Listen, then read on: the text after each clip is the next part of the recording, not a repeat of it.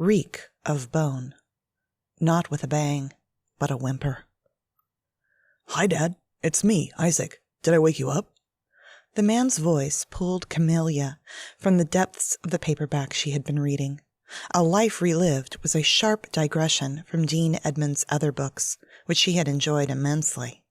This one, however different, was enthralling. She was nearly done, just a handful of pages left, and she found herself rereading the pages, unwilling for it to end. She peeked up and took in his blonde hair and dark brown eyes. Their eyes met momentarily. He gave her a small smile and nod and kept talking, eyes flitting elsewhere. His accent was definitely not East Coast. Possibly a Southerner? Maybe from Georgia. He had smiled as well, something that New Yorkers rarely did when making eye contact with a stranger. Camellia had dated a guy from Georgia right before her mom was diagnosed. He had been obsessed with her skin. "I've never felt anything so silky smooth." He would touch her endlessly, his hands almost obsessive in their need to connect with her. Whether it was to slip his arm around her waist, even touch her hand, or press his lips against her hair, he had been attentive and kind.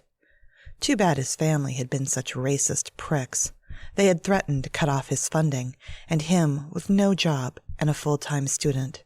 She had been the one to break it off. Her eyes traveled up to his face, admiring the fine stubble, the few stray white hairs interspersed in the blonde.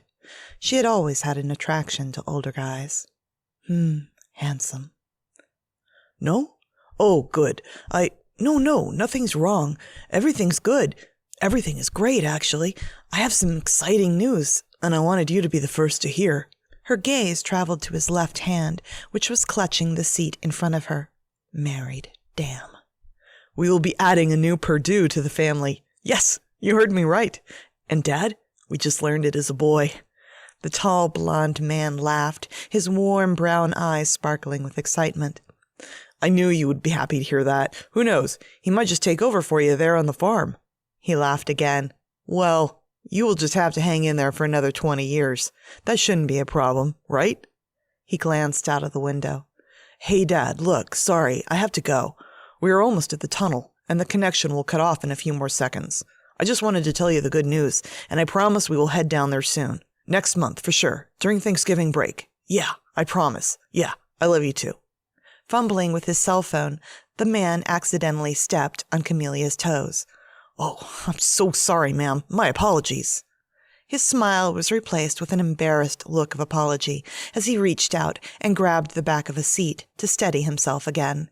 The train swayed and continued to rumble down the track. Outside, the concrete walls were rising as the tracks angled down towards the tunnel. "No worries," Camellia said, smiling up at him. "Congratulations, by the way," she added. "I couldn't help overhearing. How many children do you have?" He grinned happily. "Baby boy will make 3. I have 2 girls, ages 10 and 13.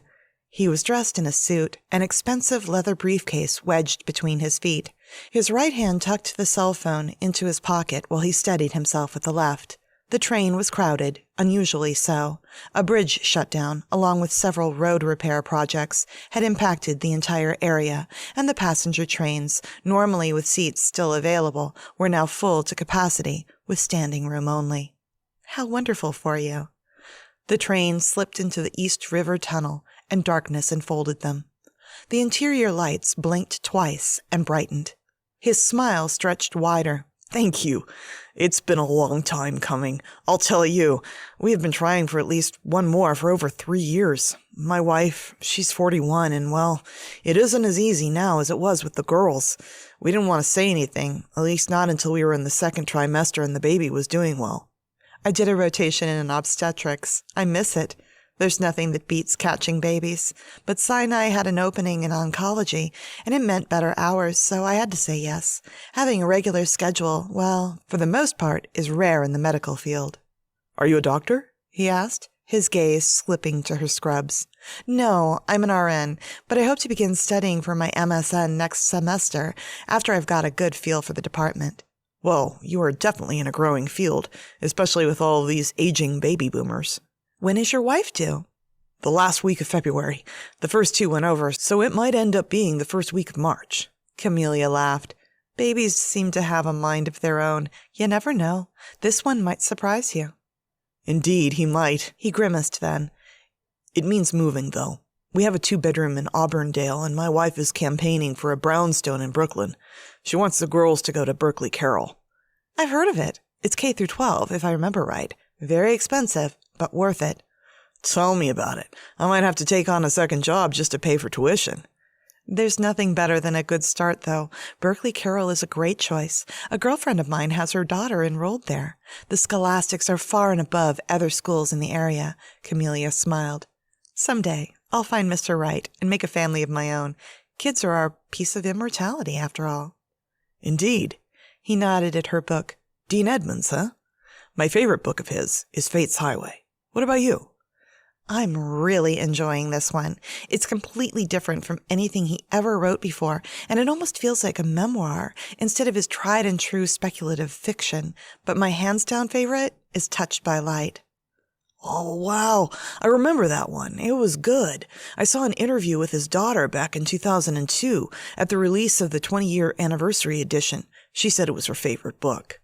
Camellia opened her mouth, but before either of them could say anything more, a tremendous roar and concussive blast hit the train. On its heels came darkness, pain, and screams. A blackness descended, but there was no silence. Instead, the screams of passengers blending with the high screech of twisting metal, the floor of the car bending, and gravity shifting around them.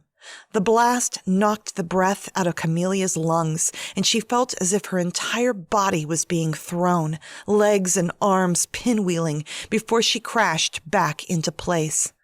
The train car itself twisted, screaming in metallic agony as the skin of it tore, and the train, what was left of it, ground to an agonized stop. There was a strong crack as something hard connected with the side of her face. And then blackness descended. How long it lasted, whether it was seconds, minutes, or even hours, waking to darkness was unnerving. What happened? How long was I out? Where am I? Camellia took a breath, and instantly her throat closed, choking on the grit, dust, hair, and more. She coughed, spit it out, and tried to remember where she was. Above all rational thought was a grinding, overwhelming pain. It felt as if it were consuming her whole body in electric jolts of agony. In the distance, a shower of sparks elicited weak screams and moans. She could hear coughing, the sound of a woman, or possibly a man, wailing, their words rapid-fire and foreign. New York was a melting pot. In this train alone, they could have 100 nationalities. Nearby, at her elbow, she could hear choking and coughing, labored breathing. The world felt off-center, unsteady. In the nearly consuming black, there was no reference to up, down, forward, or back. I was on a train, going to work, going to Sinai. Camellia felt around her. The padded seat she had been sitting in was tilted, crumpled from the feel of it. Sharp metal stuck through the padding, and there was a wet stickiness everywhere. She could smell smoke. It had a greasy, oily taste to it. The darkness was not as absolute as she had first perceived. There was a light, in the distance, in the direction of the front of the train. At least she thought it was from the front of the train. If her skin and bones could speak, they would have been screaming curses, not unlike the others in the distance. Her training kicked in. Assess the situation. Possibly cracked, even broken ribs. Her right arm wasn't moving, and the right shoulder hurt like hell. She dragged her left one out from under her and flexed it experimentally. She bent the elbow, and although the arm felt bruised, she could move it.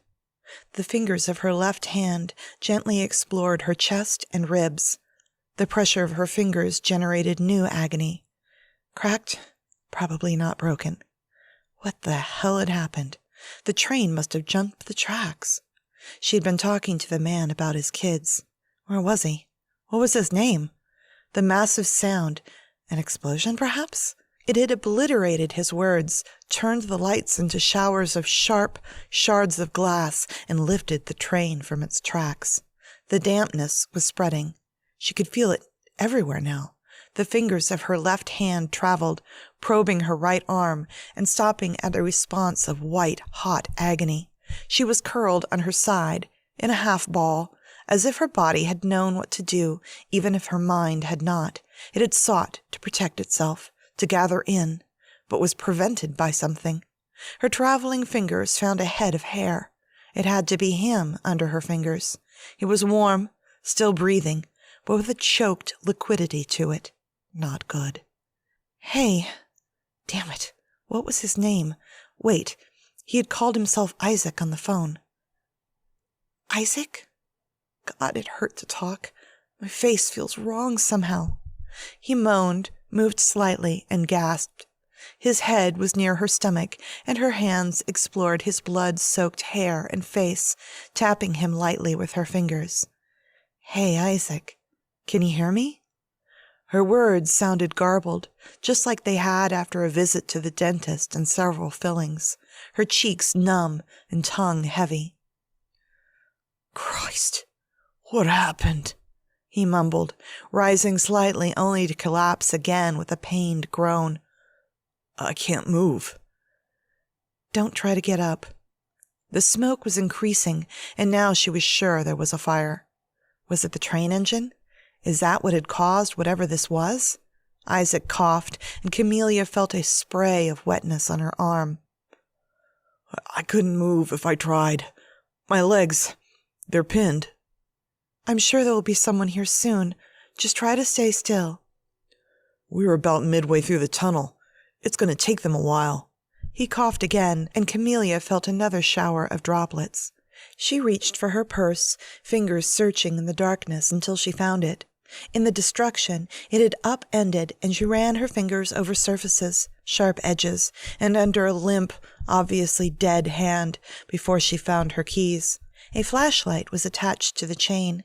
She pressed the small button on the side, and the light revealed a scene out of hell.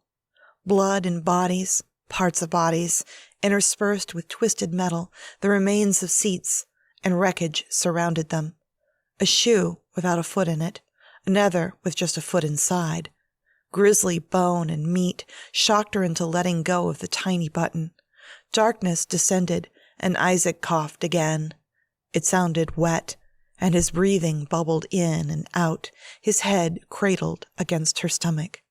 She pushed the button again, and he winced as the light filled his eyes. He was twisted, his body bent. He shouldn't look like that. A human body doesn't turn that way. His head was against her, his body caught in an impossible grip of metal and the remains of chairs. Near where his feet should be was a twisted conglomeration of body parts, blood, and metal. Blood covered his face. She winced and wondered what she should do. More likely, what could she do? He had internal bleeding. He needed to be in the ER. The train no longer resembled the sleek, gleaming machine she had boarded in Long Island. Instead, it was sharp, bloodied, and broken, just like the bodies it held within its bowels. In the distance, she could see that the fire was growing, expanding, and beginning to move slowly towards them. It was yards away, but still, they couldn't stay here. I smell smoke, Isaac wheezed. Forget the fire. The smoke will kill us first. Yeah, something up at the front is burning. Maybe that's what caused this. He shook his head slightly, which was enough to induce yet another coughing fit. No, that was no accident.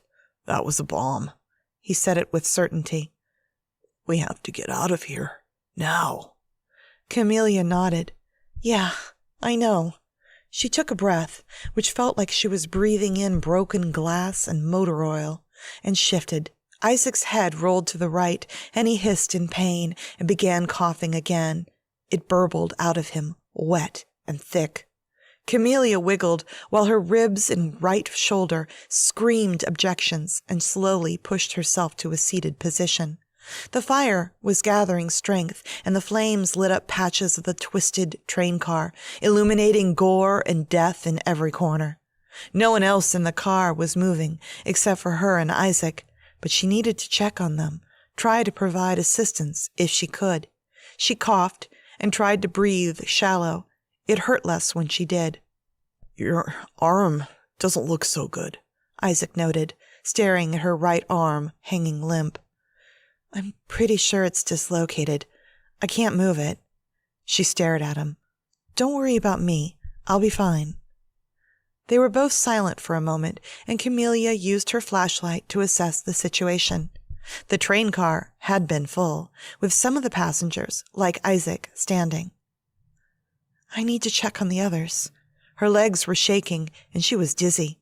He nodded and coughed again. The car was crushed beyond recognition. She tried to get her bearings. They had been in the front of the last set of 3 cars, hadn't they?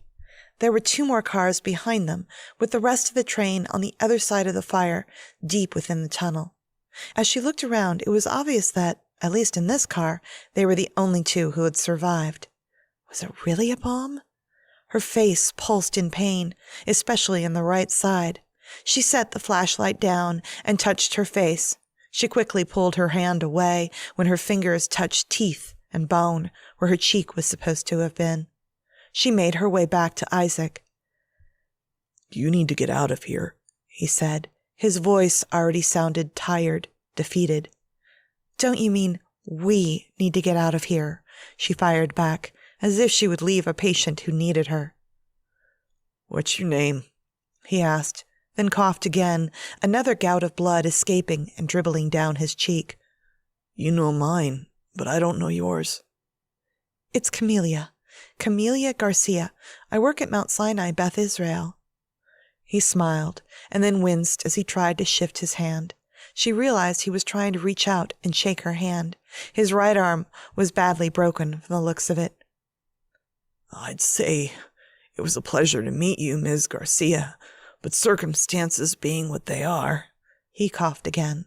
He managed to pull his head back enough to see the blood. This isn't looking good. Camelia's ears strained to hear sounds of any kind of rescue effort, but she couldn't hear anyone other than the handful of survivors screaming, crying, and the sound of the fire crackling and spitting. She could smell it then. There was nothing quite like the smell of burning flesh. She had learned that after a stint in the ER and a bus crash. Most of the passengers had been trapped as the fuel line had ignited and began to burn them alive. The horror of that experience had stayed with her for weeks, and Camellia had sworn there and then to find a field that would take her far from burn units or ER work. It was the smell that was the worst, the distinctive, greasy reek of flesh and bone that stayed in her nose long after she had finished her shift, stripped off her scrubs, and showered. Her fingers rested on his wrist and took his pulse. It was thready and irregular. Combine that with internal bleeding, and the lower half of him trapped, if not crushed, in the twisted remains of the train car, and Isaac was right. It didn't look good at all. She tried to reassure him again. We just need to wait for the rescue team. Hang in there. Tell me what you see, Camellia, Isaac gasped, coughing again. About as much as you see. Darkness, twisted metal, and a fire that is spreading. Any others alive? There had been a woman and her child who boarded after me. I let them have my seat. She could see a tiny limp and bloody hand beneath a section of collapsed concrete. There's no one else alive in this car. What about me? What about you, Isaac? Why can't I move? You're pinned. The rescuers, they'll be here soon. She took a breath and cued the professional voice, the one that had calmed scores of stressed patients. They will have tools and equipment. They'll be able to get you out. My body, it doesn't feel right. Like it has turned wrong. What do you see? He asked again, stopping every third word to cough and choke. More blood seeped out of his mouth, dark red, mottled with black clots. Camellia stared into the darkness. The opening to the tunnel was far behind them, around several bends. There wasn't even a spot of light to betray its presence. Her eyes strained for any sound of voices or movement from that direction, but there was nothing. Camellia. She settled back next to him. I wish I knew what to say, Isaac. Tell me the truth." Had she ever been this honest with a patient? "You are seriously injured. Spinal injuries, internal bleeding. The rescuers must be on their way, but they aren't here yet. Just hang in there, okay?" "Listen, I need you to do something for me." His skin held a sheen of sweat. "I need you to find my wife. Her name is Amy Perdue. I need you to tell her how much I love her, how much I love our life, and tell my girls—" He coughed again, the thick blood choking him, his words mixed with bubbles of red escaping from his lips. "Tell them that—" The rest of his sentence was obliterated by a fresh gout of blood. Camellia shined her light on the man's legs and where they disappeared into the twisted metal. It would take hours to get him out, and Isaac didn't have hours. He had minutes. "Shh, Isaac, you can tell them all of this, just—" "Please don't. Let us have truth between us. I'm dying. I can feel it." His fingers closed on hers. The act of moving the badly damaged arm had to be excruciating. She could feel his eyes on hers, the flickering of the flames growing closer. "Tell my girls to be strong and love their brother and their mother. Tell them to leave New York and get out of this death trap." He gasped and choked on more blood. It was bright red. "You need to go, Camellia. There are others who need your help." She knew he was right. Camellia could see the man's death approaching. It couldn't have been clearer if the angel of death had appeared before them. The flames were beginning to crackle, and the heat was building as it inched closer. More screams and moans now from other cars. In their own ruined train car, there were only the two of them, and this moment. Her chest hurt, not from the cracked ribs, but from the thought of the handsome man lying half in and half out of her lap. She imagined the family he was leaving behind, his wife, her belly swelling with a boy who would grow up knowing his father only through pictures and stories, his daughters. Girls needed strong, kind fathers like this one. Camellia reached for the cross around her neck, praying silently for the dying man. "You'll find them?" he asked, choking out the words. "Yes, I promise I will." "Go now." The fire edged closer. "You must go, so that my children and my wife know. I don't want them left without answers." She couldn't just leave him, not like this. "May I pray with you, Isaac?" I haven't—" He faltered and coughed again, choking on the blood. "I haven't prayed in a long time." She took his hand in hers. She wondered if it was for her more than it was for him that she was praying. Did it matter? "Hail Mary, full of grace, the Lord is with thee. Blessed art thou amongst women, and blessed is the fruit of thy womb, Jesus. Holy Mary, Mother of God, pray for us sinners now and at the hour of our death. Amen." "Amen." He choked in response, blood bubbling past his lips. He squeezed her hand. The fire was inching closer. The reek of burning flesh and bone, a now omnipresent smell, the sulphurous odor of burning hair mixed with the coppery metallic smell that was both nauseating and sweet. Camellia pulled her way upright, her eyes never leaving Isaac's. As she stood, shaking from the effort, he managed to smile at her, and then he sighed. One last bubble of red, and his eyes fixed and staring. He was gone. She sucked in an agonized breath, her body reminding her in 1,000 ways that she was alive, but in desperate need of medical treatment if she wanted to stay that way. She reached down and closed his eyes, crossed herself, and whispered, "Vaya con Dios," before crawling away. She had to get out. The fire was growing, and the air was now thick with the choking smoke. The train was shredded. Strips of metal littered the concrete and track, and there was a steady wind coming from behind, feeding the ever-expanding fire. Crawling out of the wreckage, Camellia had glanced back to see only a handful of others heading her way. The train cars behind were just as damaged as hers had been, and she wondered how it was possible she had survived the initial explosion, if that was what it really was. Her face, ribs, and right arm were all agonized points of heat and pain.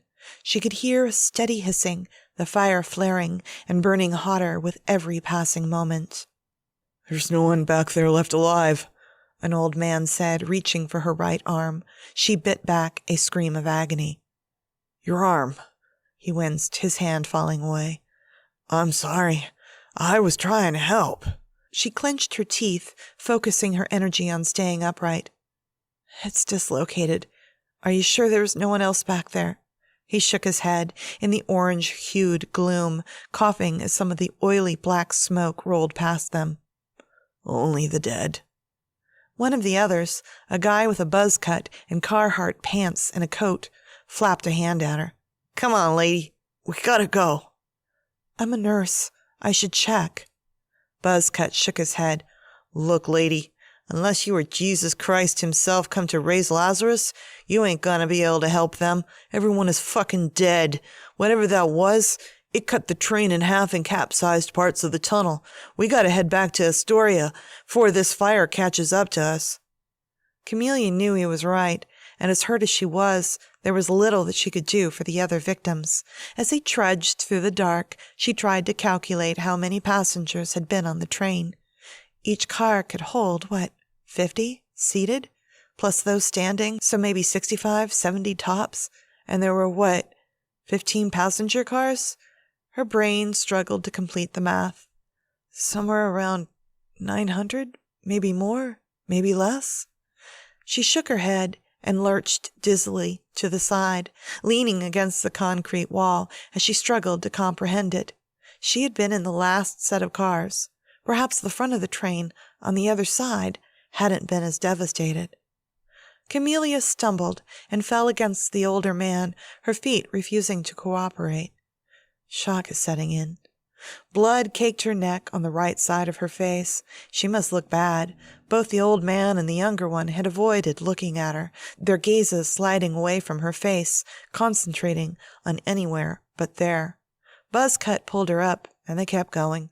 Behind them, the fire was turning the tunnel and the ruined train into a hellscape of death and destruction. No one was screaming. Not anymore.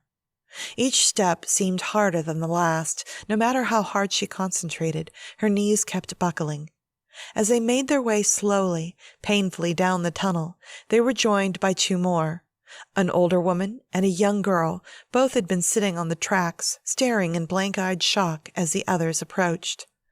The tunnel was narrow, barely 3 feet wider than the train that was now fully engulfed in flames, the hissing growing louder and louder. Chest high on each side, the walls were lined with a concrete ledge.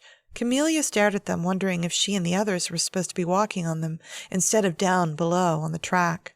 The older woman, her scalp torn and bloody, her business suit in ruins, put Camelia's fears to words. What if another train comes? Camellia noticed the woman was missing one of her shoes and limping badly on the other. "Just keep moving. We should see the end soon," came the clipped response from Buzzcut. He stopped occasionally, his face contorted with pain.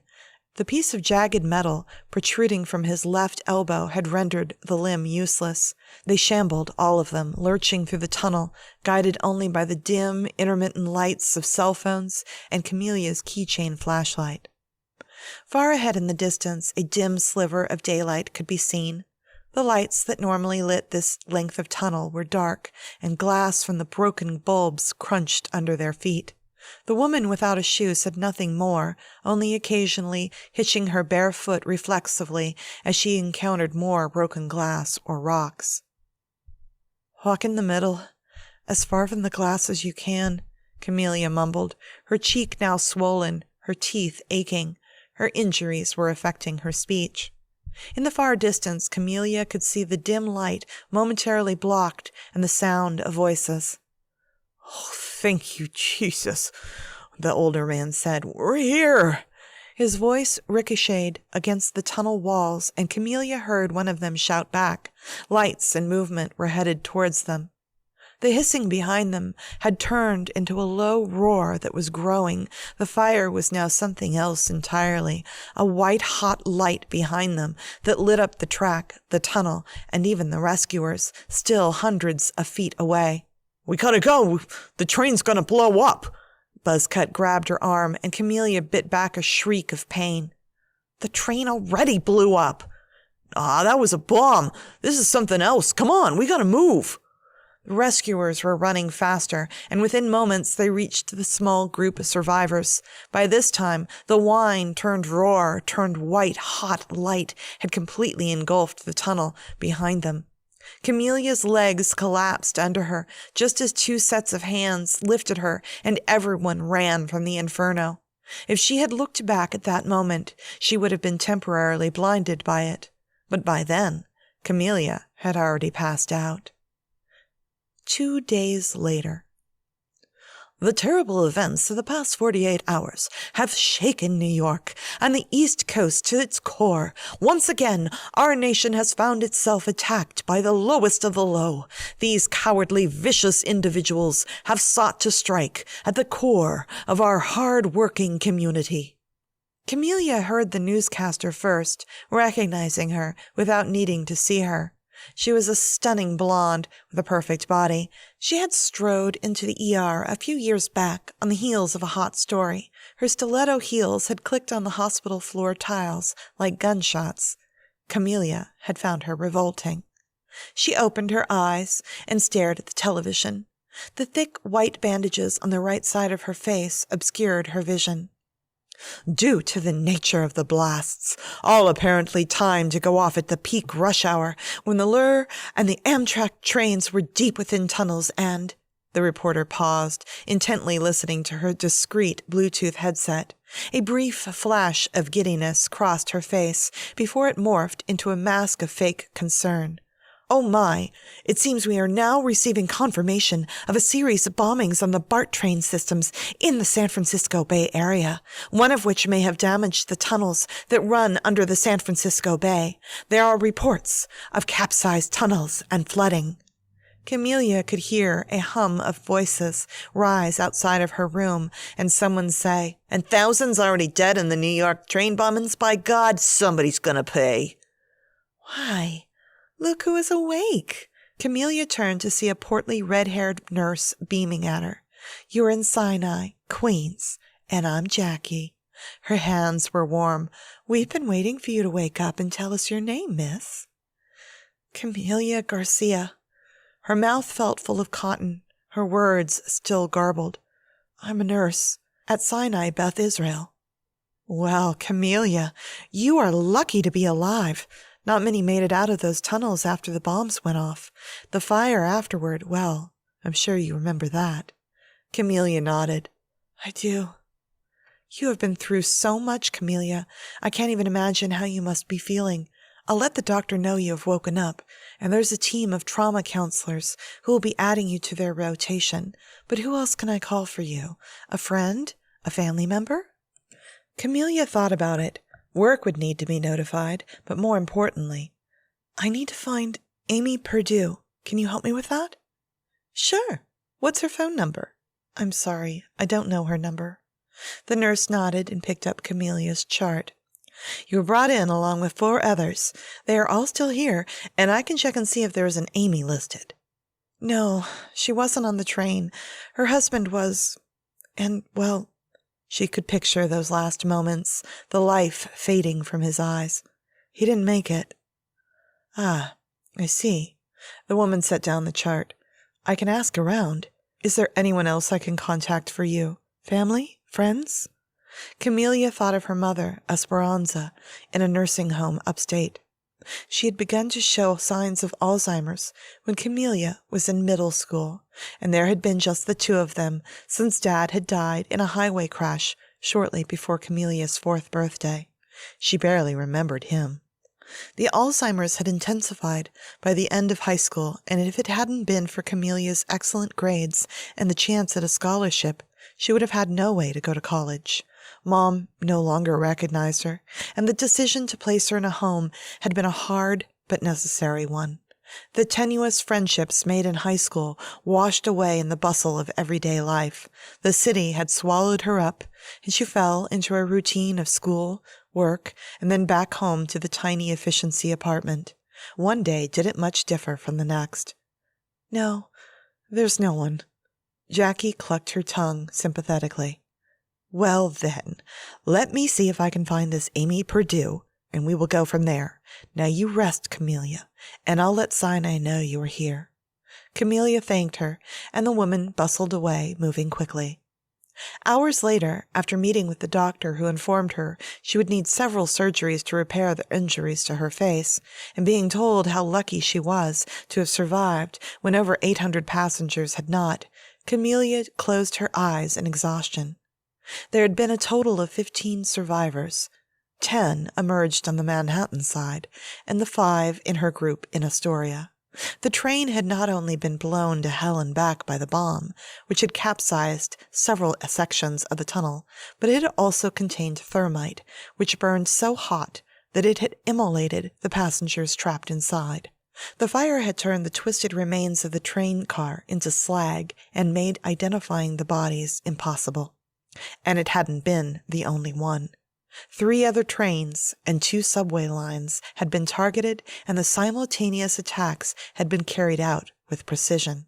The news reports were still trying to put a total on the number of dead, but it was threatening to exceed the World Trade Center bombings, possibly even double that grim number. "Excuse me, Miss Garcia?" A soft voice at the foot of her bed woke her from her half-doze. She opened her eyes to see a pretty blonde woman clutching her purse. Behind the purse, Camellia could see the woman's rounded, protruding belly. Her eyes were red and swollen, and they had dark circles under them. This had to be Isaac's wife. "Are you Amy?" Camellia asked in return. "Isaac's wife?" The woman's chin trembled. "Yes, I am. I understand you were on the train that was in the East River Tunnel. Is that right?" "Yes. I was sitting near your husband at the time of the explosion." Tears filled the woman's eyes then, and Amy's shoulders began to shake. "He's gone, isn't he?" "I'm so sorry. Yes, I was there with him when he died. He asked me to find you." The woman began to sob uncontrollably. Camellia reached out her hand, and Amy took it, squeezing hard. "Please, tell me everything." And Camellia did. The 2 women shared stories and tears, and Amy hugged her and cried again. Hours later, after the sun had slid behind the buildings, its orange glow lighting up a sky still tainted with the black smoke of death and loss, Camellia thought about Isaac's words. "Tell them to leave New York and get out of this death trap." Camellia had lived in New York her entire life, but there had been something in his words, in the fear in his voice. Camellia wondered if, standing there on the edge of this world, looking into the next, he had seen something she couldn't. And ever since the train tunnel, no matter how many times she scrubbed at her skin with her favorite lavender vanilla soap, her nose remained filled with the reek of burning bone. Perhaps it was time to leave New York. And the following week, after visiting one last time with her mother, that is just what Camellia did.